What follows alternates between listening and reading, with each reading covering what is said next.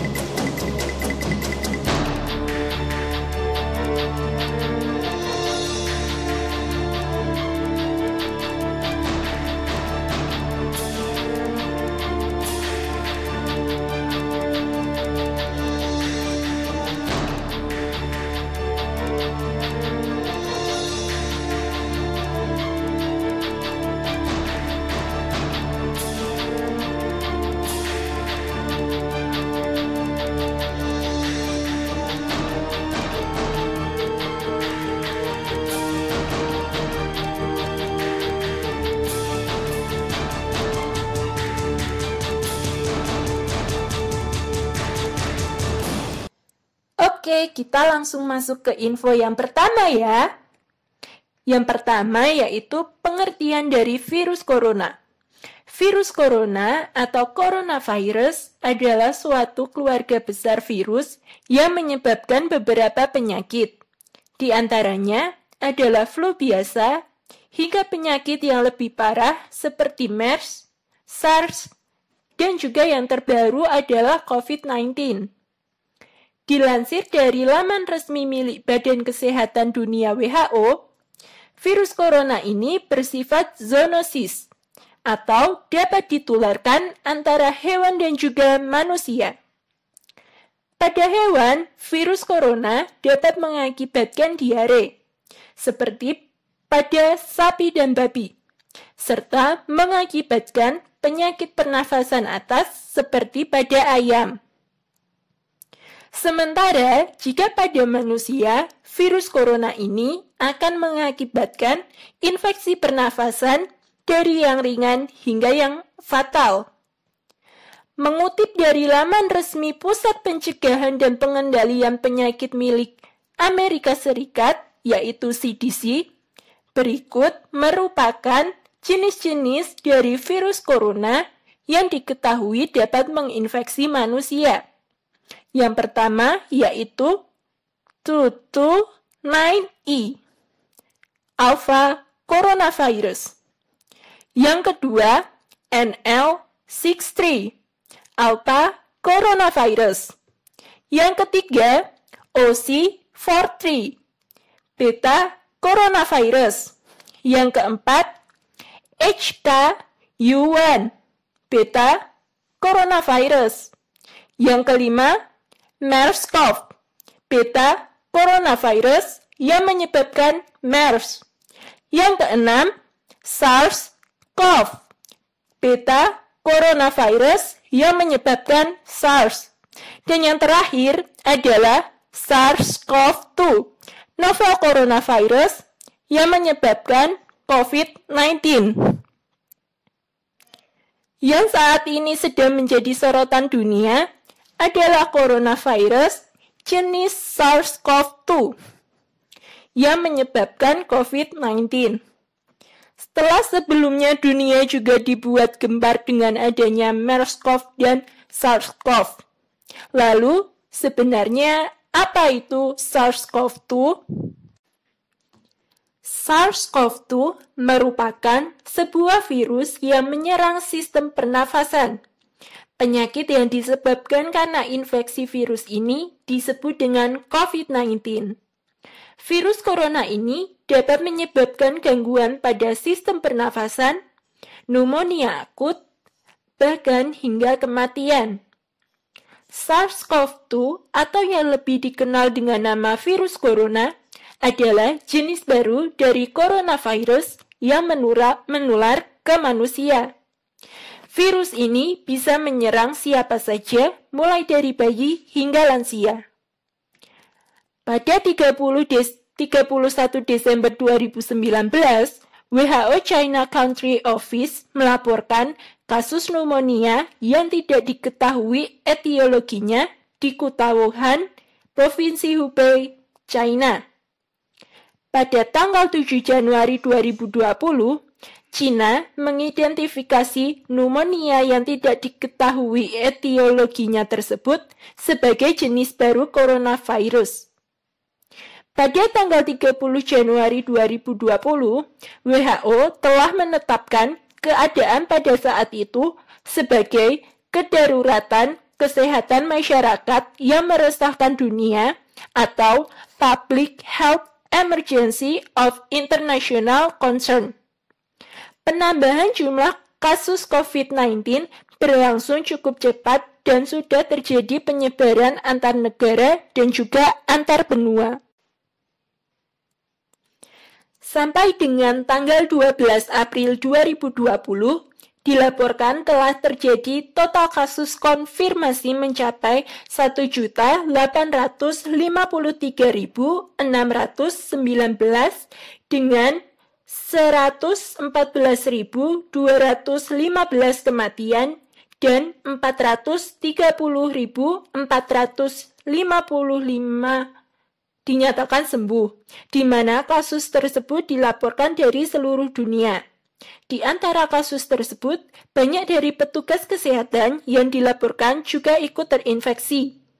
Pada tanggal 2 Maret 2020, Indonesia melaporkan kasus konfirmasi COVID-19 sebanyak 2 kasus. Sampai dengan tanggal 12 April 2020, di Indonesia sudah terdapat laporan sejumlah 4.241 kasus konfirmasi COVID-19 dengan 373 kematian dan 359 dinyatakan sembuh. 5 provinsi dengan kasus positif terbanyak adalah yang pertama, Provinsi DKI Jakarta dengan 2.044 kasus. Yang kedua ada Provinsi Jawa Barat dengan 450 kasus. Ketiga ada Provinsi Jawa Timur dengan 386 kasus. Keempat ada Provinsi Banten dengan 281 kasus. Dan yang terakhir ada Provinsi Sulawesi Selatan dengan 222 kasus. Lalu, bagaimanakah cara penularan dan penyebaran virus corona SARS-CoV-2 ini? WHO menyatakan bahwa penularan virus corona ini adalah melalui orang yang telah terinfeksi virus corona. Dengan cara virus menyebar melalui tetesan atau percikan kecil dari hidung atau mulut ketika seseorang yang terinfeksi virus ini sedang bersin atau batuk. Tetesan atau percikan kecil itulah yang kemudian akan mendarat di sebuah benda atau permukaan yang kemudian disentuh oleh orang yang belum terinfeksi dan orang tersebut malah menyentuh wajah, mata, hidung, atau mulut mereka sehingga virus akan dengan mudah masuk ke dalam tubuh kita. Virus corona juga bisa menyebar ketika tetesan kecil itu dihirup oleh seseorang ketika berdekatan dengan mereka yang sudah terinfeksi virus corona. Dalam sebuah studi terbaru, itu menunjukkan bahwa ada potensi penularan virus corona melalui udara. Hal tersebut terjadi karena ketika seseorang batuk atau bersin dan mengeluarkan cairan mengandung virus yang berpotensi akan menyebar ke udara dan bisa langsung masuk ke tubuh orang lain jika berada dalam posisi berdekatan. Bahkan, para peneliti menemukan fakta bahwa virus corona itu bisa bertahan dalam jangka waktu tertentu di udara tergantung pada beberapa faktor seperti panas dan juga tingkat kelembapan. Hal tersebut diketahui setelah peneliti menggunakan peralatan untuk menyemprotkan sampel virus secara halus ke udara seperti pada saat orang bersin atau batuk. Kemudian, apa saja ya gejala yang terjadi jika seseorang terinfeksi virus corona? Gejala awal dari seseorang yang sudah terinfeksi virus corona adalah mereka akan mulai merasa demam, batuk, pilek, gangguan pernafasan, sakit tenggorokan, letih, dan juga lesu. Akan tetapi, banyak orang yang sudah terinfeksi hanya mengalami gejala ringan atau bahkan sama sekali tidak menunjukkan gejala infeksi apapun. Business Insider melaporkan sebuah studi penelitian di Wuhan yang menganalisis gangguan kesehatan pada sejumlah 140 pasien COVID-19. Dalam penelitian tersebut, didapat 80% pasien masuk dalam golongan kasus dengan infeksi ringan. 15% masuk dalam golongan kasus dengan infeksi parah, dan sisanya 5% masuk dalam golongan kasus dengan infeksi sakit kritis. Kebanyakan dari pasien tersebut mengalami gejala demam tinggi, dan lebih dari setengahnya disertai dengan kelelahan serta batuk kering. Sedang sepertiga pasien tersebut juga merasakan nyeri pada otot dan kesulitan bernafas atau sesak nafas. Berdasarkan hasil dari penelitian tersebut, terjadi perkembangan kemunculan gejala COVID-19 akibat dari infeksi SARS-CoV-2 yang terlihat dari hari ke hari. Jika kita semua mengalami gejala seperti yang sudah saya sebut tadi, sebaiknya harus segera memeriksakan diri ke puskesmas atau rumah sakit agar segera mendapat penanganan yang lebih tepat dan tidak menjadi lebih parah. Nah, siapa saja sih orang yang beresiko tinggi terinfeksi virus corona ini? Semakin luasnya penyebaran virus corona membuat Organisasi Kesehatan Dunia WHO menetapkan virus corona ini sebagai sebuah pandemi. Semua orang memiliki potensi untuk tertular sekaligus juga menularkan virus ini kepada orang lain. Tidak peduli anak-anak, orang dewasa, lansia, laki-laki, perempuan, semua memiliki potensi yang sama. Akan tetapi, ada kelompok orang tertentu dengan resiko lebih mudah untuk tertular virus corona ini. Kelompok tersebut yang pertama adalah orang lanjut usia atau yang biasa disebut dengan lansia. Orang yang telah berumur lebih dari 65 tahun dikatakan lebih rentan atau beresiko untuk tertular virus corona.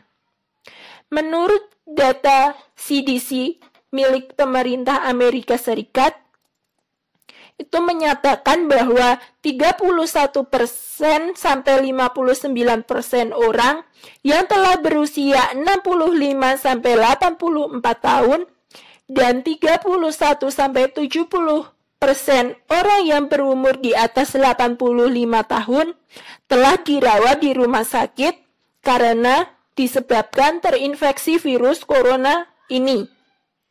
Sedangkan perkiraan 4-11% orang dengan umur 65 sampai 84 tahun dan 10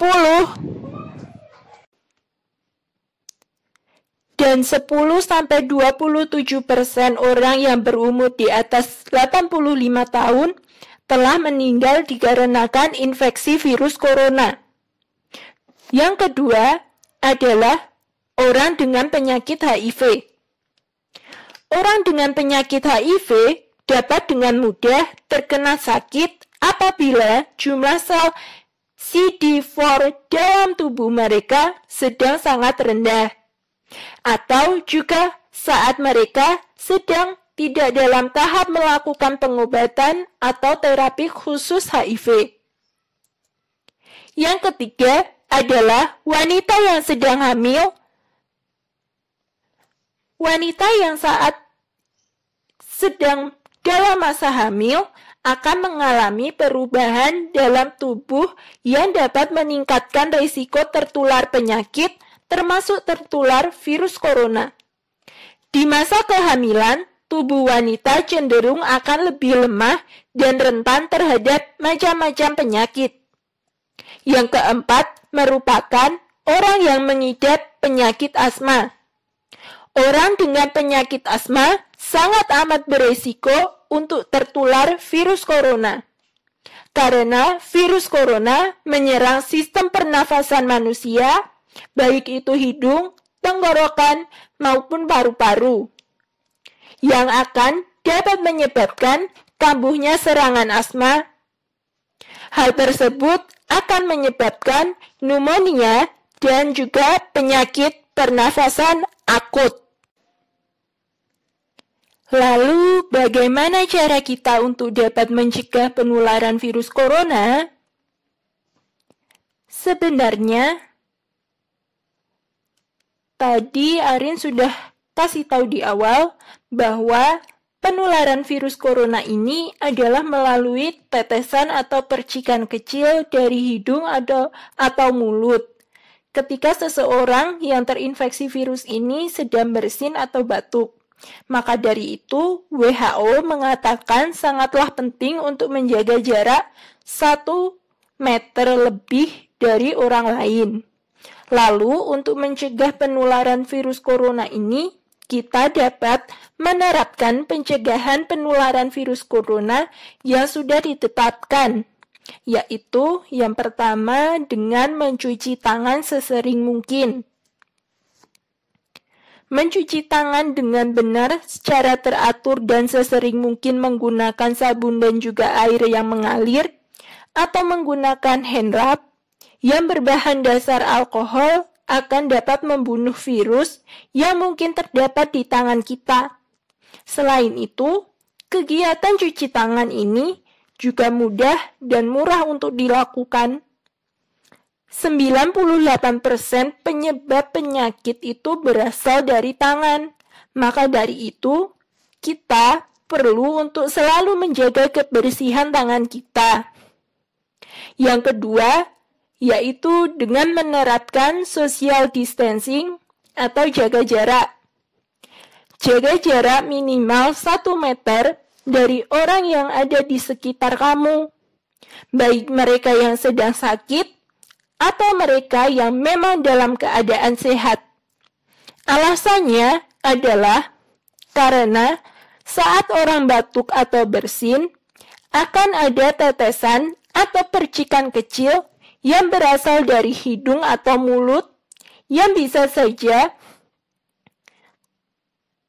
tetesan atau percikan tersebut tanpa kita ketahui mengandung virus corona. Jika kita berada terlalu dekat, bisa saja kita tidak sengaja menghirup atau menyentuh tetesan atau percikan yang mungkin mengandung virus tersebut. Yang ketiga, yaitu dengan menghindari menyentuh area wajah, mata, hidung, dan juga mulut. Karena tangan banyak sekali menyentuh permukaan benda yang bisa jadi di sana terdapat virus yang menempel, maka bisa jadi setelah kita menyentuh permukaan benda tersebut, si virus akan berpindah ke tangan kita, sehingga saat kita menyentuh area mata, hidung, mulut, wajah dengan menggunakan tangan kita, virus juga akan dapat ikut masuk ke dalam tubuh kita dengan mudah. Yang keempat yaitu dengan mengikuti aturan saat bersin yang benar. Saat kita bersin, pastikan kita menutup hidung dan mulut menggunakan tisu atau juga bisa dengan menggunakan siku bagian dalam. Bukan malah menggunakan tangan kosong. Dan apabila menggunakan tisu, segeralah buang tisu bekas bersin atau batuk tersebut untuk menghindari menyebarnya tetesan atau percikan yang berasal dari hidung dan juga mulut. Dan yang terakhir, jika kalian mengalami demam, batuk, serta kesulitan bernafas, segeralah berobat. Hindari dahulu bepergian keluar rumah saat merasa kurang sehat. Segera hubungi petugas medis terdekat untuk meminta pertolongan. Apabila 14 hari sebelumnya kamu pernah bepergian ke wilayah yang terjangkit atau pernah kontak dengan orang yang positif terinfeksi virus corona, maka segera sampaikanlah pada petugas medis agar segera dilakukan tindakan. Macam-macam tes yang dapat dilakukan untuk mengecek ada tidaknya virus corona di dalam tubuh kita. Jumlah kasus positif terinfeksi virus corona teruslah bertambah setiap harinya di berbagai negara, termasuk Indonesia. Untuk memastikan atau mengidentifikasi seseorang telah terinfeksi virus corona atau tidak, terdapat beberapa tes yang bisa dilakukan. Tes ini cukup penting dilakukan. Alasan kenapa tes identifikasi virus corona ini cukup penting untuk dilakukan adalah yang pertama, agar dapat mendiagnosis orang-orang secara individu agar dapat mengetahui seberapa luas penyebaran dari virus corona tersebut. Informasi yang didapat nantinya dapat membantu unit layanan kesehatan untuk mulai melakukan persiapan seperti menyiapkan ruang isolasi dan lain sebagainya. Dan yang kedua, tes tersebut juga penting untuk memberikan informasi kepada pemerintah agar dapat membuat keputusan berkaitan dengan kebijakan apa yang harus dibuat untuk meminimalisir penyebaran virus corona di masyarakat.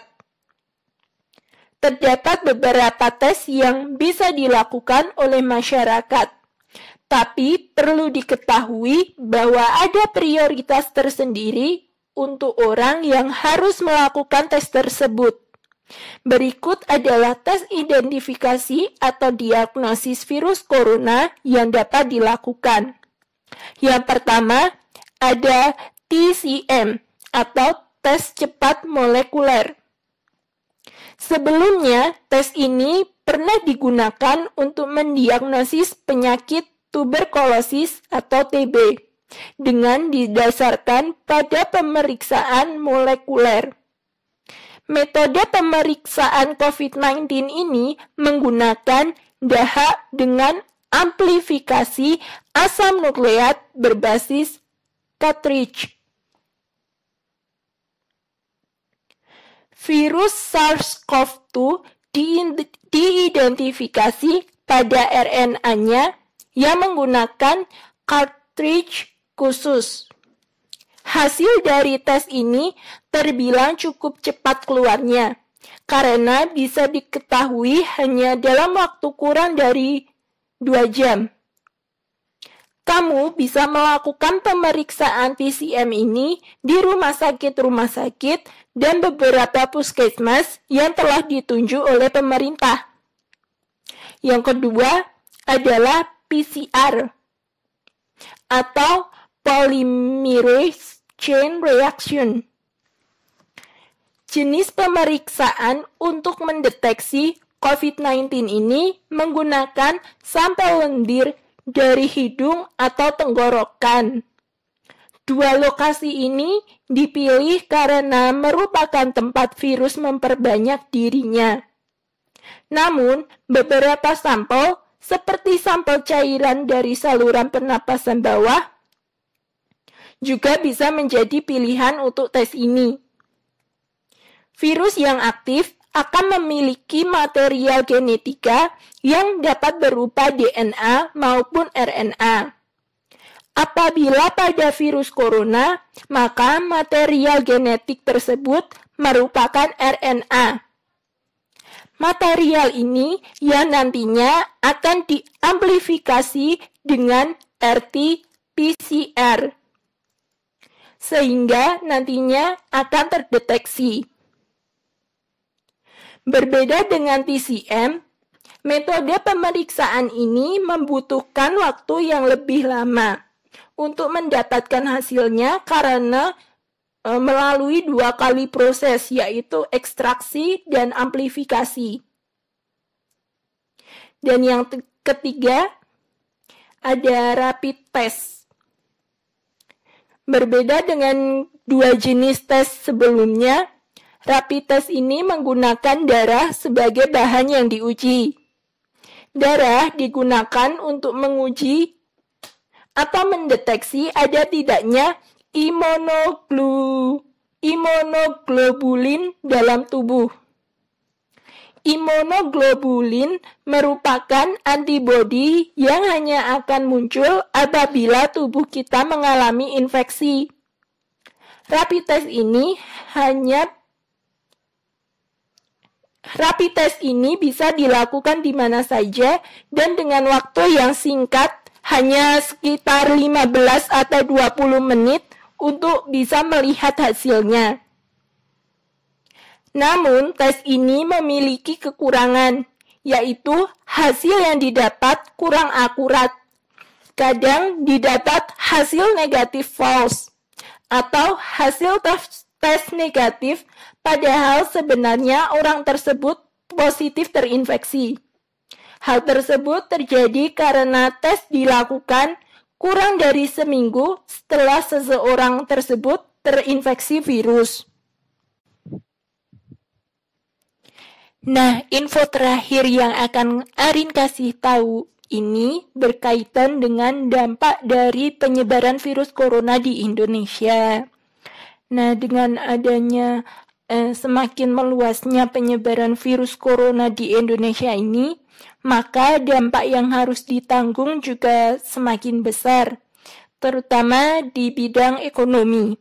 Berikut ini merupakan beberapa dampak yang terjadi akibat penyebaran virus corona di Indonesia. Yang pertama, yaitu terjadi gangguan di sektor pariwisata.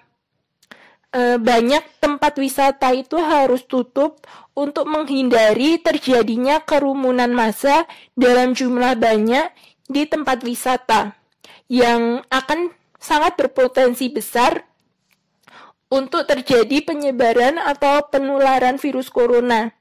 Nah, ditutupnya tempat-tempat wisata tersebut pastilah akan sangat menimbulkan kerugian yang tidak sedikit bagi pengelola tempat wisata tersebut. Nah, yang kedua, ada dana asing yang masuk ke Indonesia itu semakin berkurang. Dengan adanya penyebaran virus corona di Indonesia, maka dapat dipastikan bahwa banyak investor-investor asing itu tidak akan jadi menanamkan modalnya karena hampir seluruh kegiatan pembangunan di kota besar seperti Jakarta itu dihentikan akibat dari diberlakukannya PSBB atau pembatasan sosial berskala besar. Kemudian yang ketiga yaitu terjadi PHK atau pemutusan hubungan kerja. Banyak perusahaan dan pabrik memilih untuk mem-PHK atau juga merumahkan sebagian karyawan atau pekerja mereka demi untuk menekan pengeluaran biaya dan juga dikarenakan sepinya minat dari konsumen sehingga pendapatan perusahaan pun ikut turun. Nah, sekian info yang bisa Arin kasih tahu ke kalian. Semoga bisa bermanfaat. Dan jangan lupa ya, selalu jaga kesehatan. Sampai ketemu lagi.